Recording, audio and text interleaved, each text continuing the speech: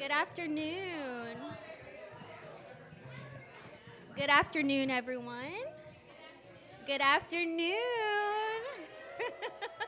Hello.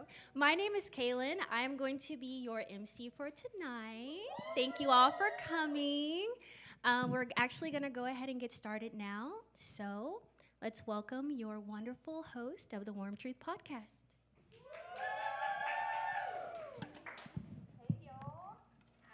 Hello, Hey. hello. Y'all can hear us? Yes, thank y'all for coming.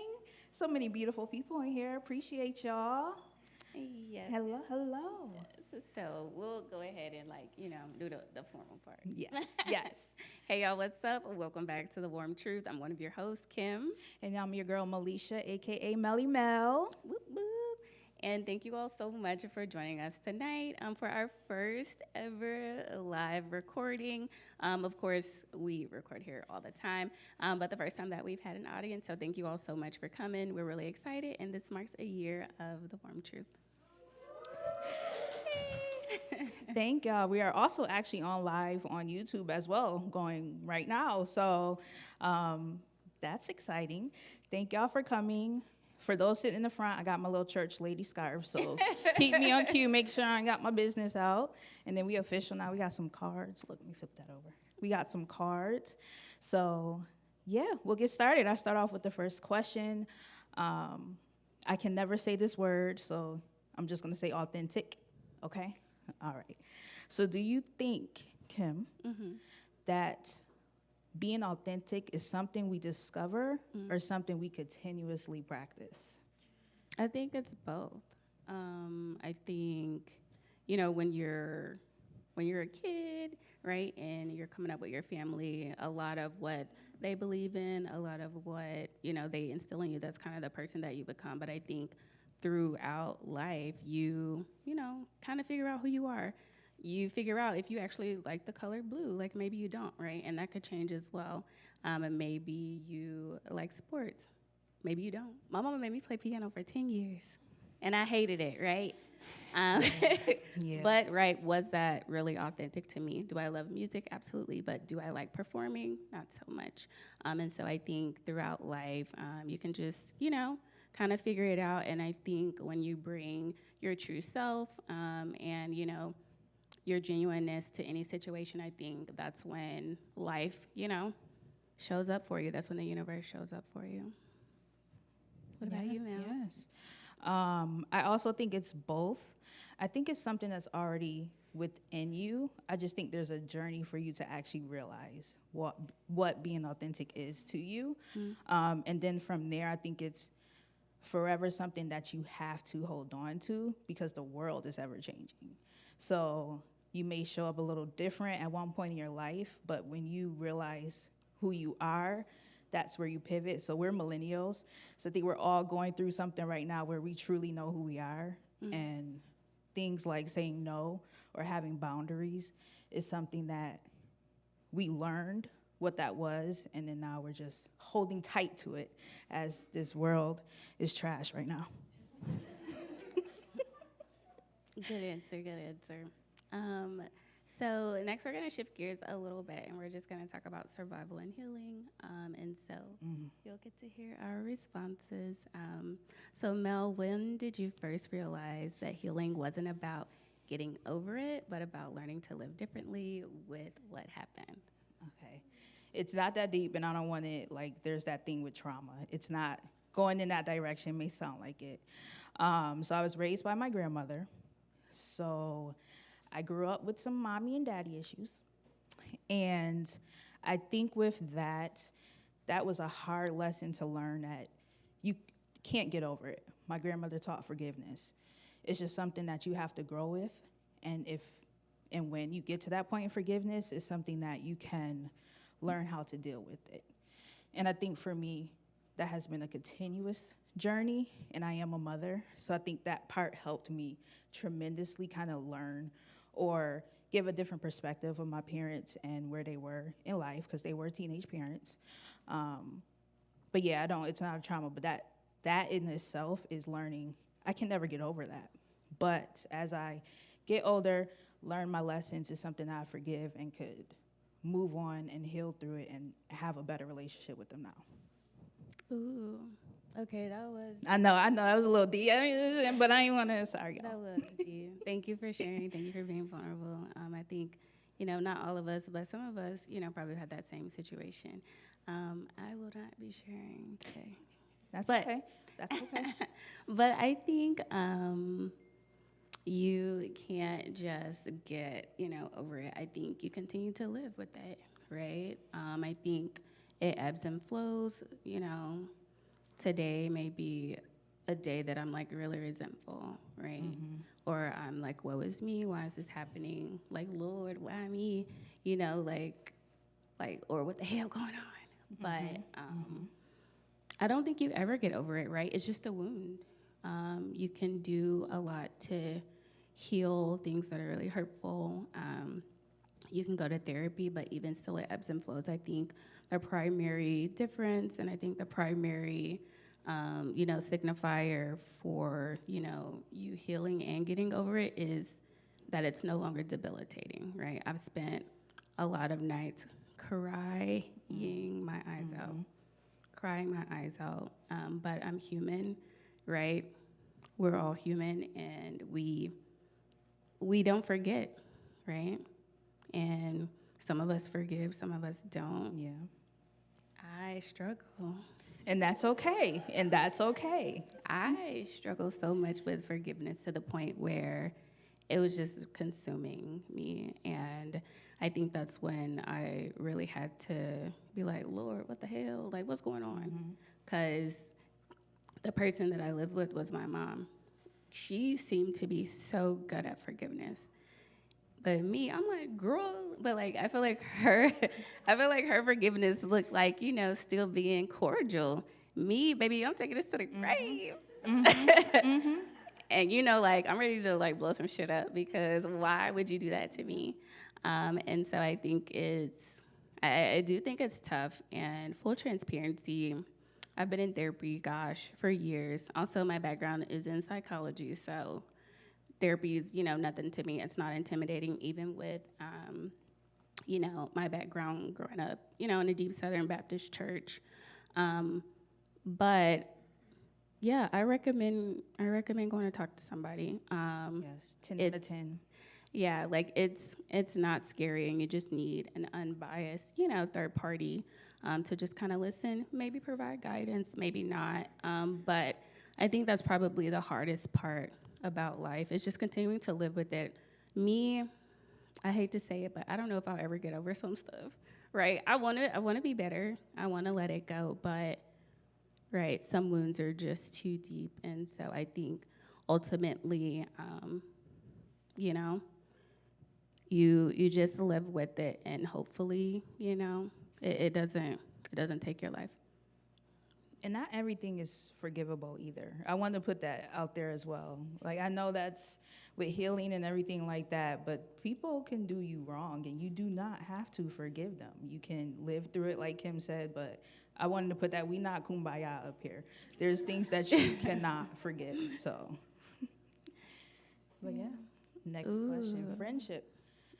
So we have a wonderful series on friendship. Shout out to, you see a few of the faces in here, our MC herself, who dropped some knowledge on being friends, especially in our adult life. So we're gonna start with the first question.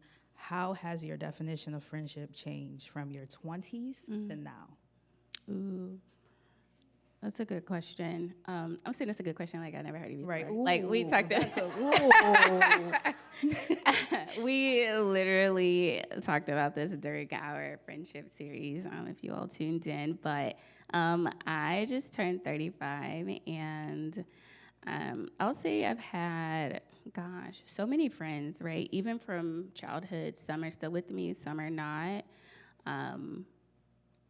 I've walked away from most of those, and I think one walked away from me. I miss her, but what will be will be. But what has transitioned from my 20s to 30s when it comes to friendship and the definition of it isn't so much about the other person. If I'm being honest, it's about me. I've been a better friend to myself so that others cannot hurt me. And so that may sound a little avoidant, right? But you ebb and you flow, the pendulum swings left, it swings right, and eventually, you get back to the middle.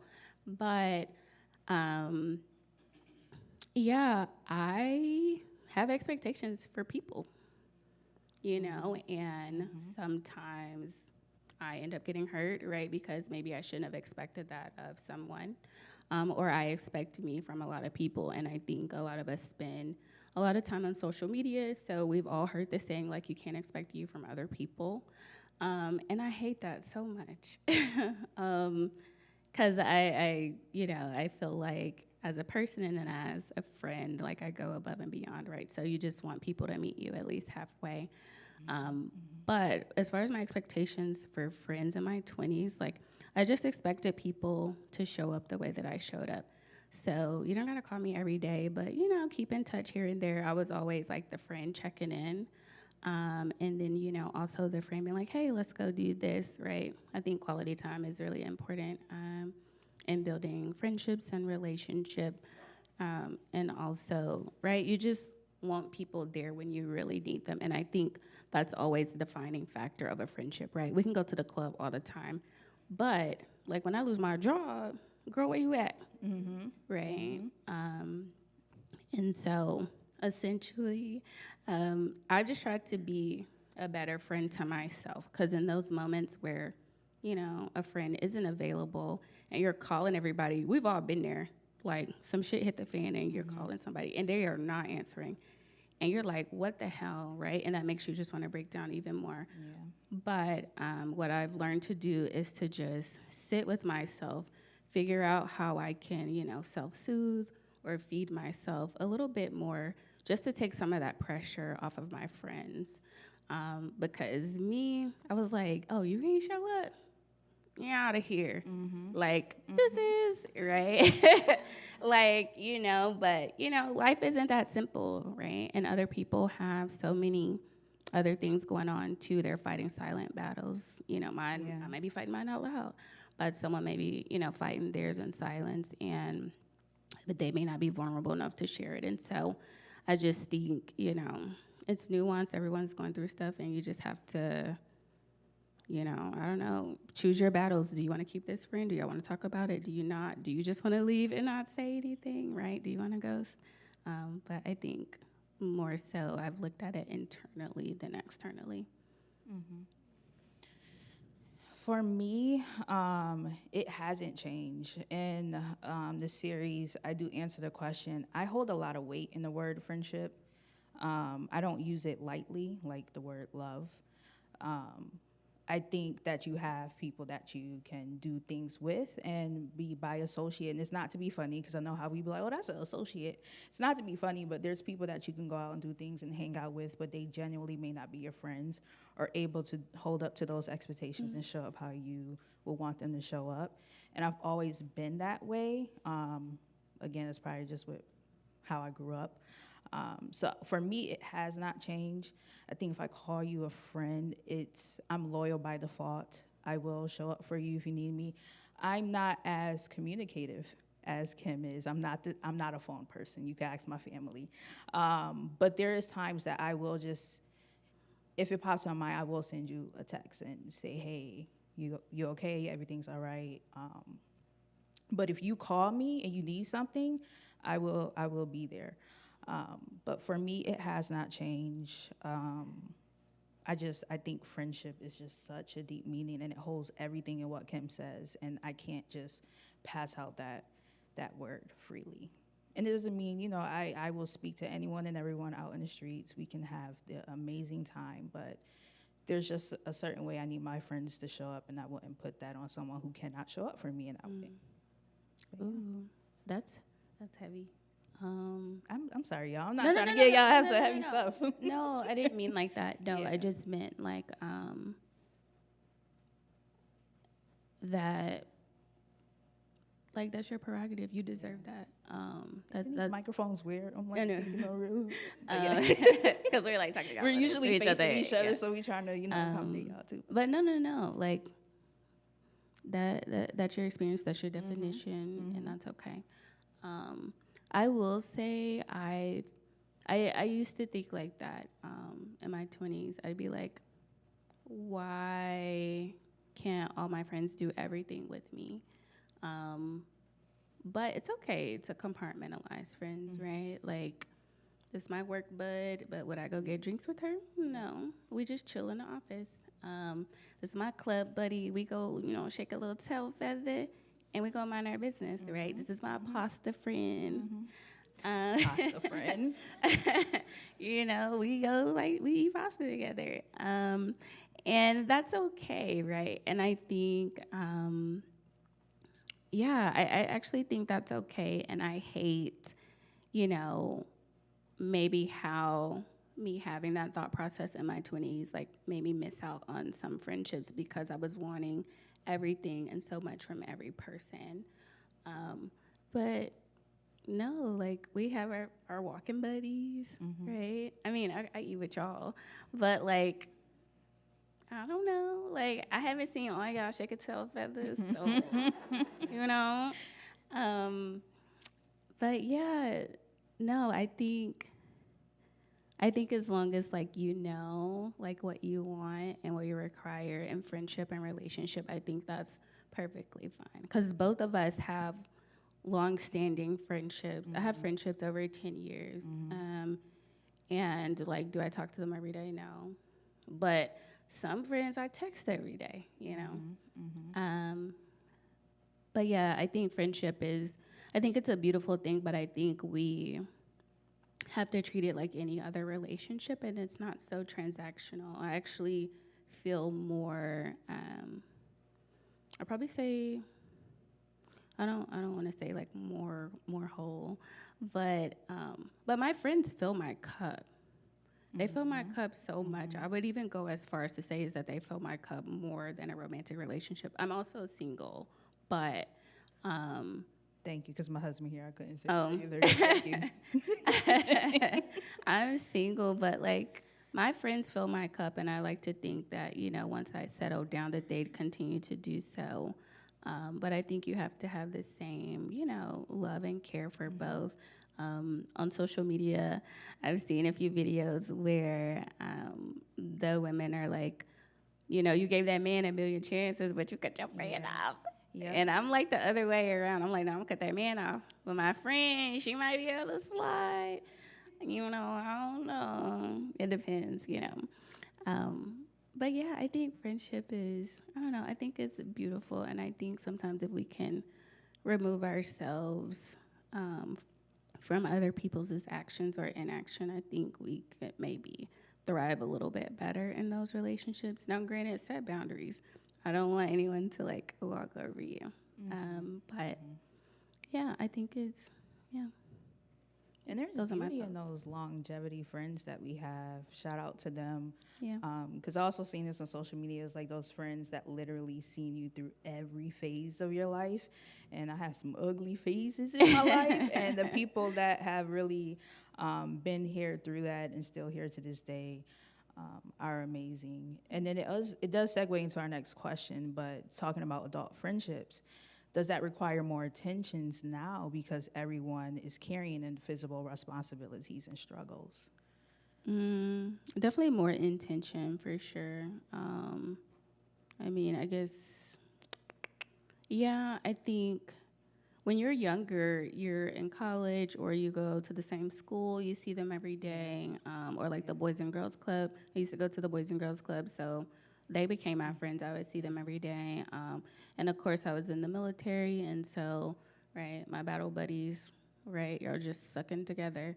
But I do think it requires a little more intention, but also just more healing. And I say healing because friends have families, they have kiddos, right? They're in traffic, they have sports. We're also at the age where we may have to take care of our parents, or we may be supporting parents, right? And we just have to pour into ourselves. And so yeah, I definitely think it requires a little bit more intention, and also just know that everything is impersonal. I think a text message that says, "Hey girl, just checking on you," I think that goes a really long way. Like, I was thinking about you. You're on my mind. We need to catch up. And actually, like, getting it out of the group Yeah. chat. But I think, yeah, I think that's more intentional, but I don't think it requires as much action because everyone's moved away. People are in different states. All my best friends are like in different states, Yeah.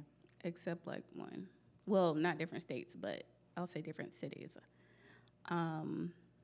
You know, and so we do what we can, right? We either go to another city or I visit them or they visit me. You know, or we talk on the phone for 3 hours because we just needed to catch up, right? But yeah, I definitely think it requires a little more intention. Yeah. And the reason why I segue going back to those longevity friends, and you talked about it, there's a lot of distance. So I live in different states than the people I grew up with and the people that are my best friends. And you do have to be intentional because we're also older. There's families involved. There's other responsibilities involved that you have to consider. We don't have the ability to pick up and go. I think we've been planning a girls' trip for the last 10 years. Oh, if they're on the girl. live, we've been planning a trip for the last 10 years. Make it happen, y'all. I don't know what y'all doing. But yeah, so it's funny because we'll be like, oh, let's go to the Caribbean or something, and then they'll be just back home. And that's okay. That's intentional. That's, you know what, one person may not be able to drop everything, but we'll show up there for you, and then vice versa. But I also think it's a yes or no. I don't think I think we put more barriers in the way now that we're older. Sometimes I think it's an excuse of the responsibilities we have to not carry the friendship. I think social media makes it worse because I think some people think if I check in with you on social media, I did my part. And I don't think that's your part. But I think it's a yes or no. Yes, you have to be intentional. Yes, everyone is dealing with invisible responsibilities. This world is harsh, especially today. People have responsibilities. It does require more time to put in, or just a quick text or check-in, or just eventually picking up the phone. And even if you don't, you be like, hey, you know, I'm sorry, I've been busy. But hey, what's going on? You all right? But again, like I said, there's a lot more barriers I feel like we put in the way, to be honest, that we can break. Okay, I'm gonna break the fourth wall. Mel, turn this way a little bit. Oh, because y'all, Okay. I'm seeing like one eye poking out over here from Kim, and I'm like, oh. But yeah, so. Okay, please, wait, what time is this? We good? Well, yeah, we can. You want to transition? Yeah. Okay, so, hold on, guys. I'm gonna break the fourth. And for y'all, I forgot to say before we started, so in your envelopes, you have sip sessions. Sip sessions is a little segment that we will create for up and coming podcasts. And this is just a little way of us being able to crash out or share some burnout stuff that we go through. But you all have actually either an affirmation in your envelope or a question that, it's a fun, light question. It's not actually like a crash out question that you can feel free to share with us. I know some people, when they walked in, they wrote some answers on there, but yeah, it's called Sip Sessions. So yes, thank y'all for being a part of it. Yes. So take a look at your cards, get some snacks if you want. We're just gonna do a break, and I'm gonna get a little water. Yes. That's all. And then, and that's for those that are visiting on live. That's it for us. You know where to find us on The Warm Truth on Instagram, as well as listen to wherever you listen to the podcast, Spotify, Apple Podcasts, anywhere.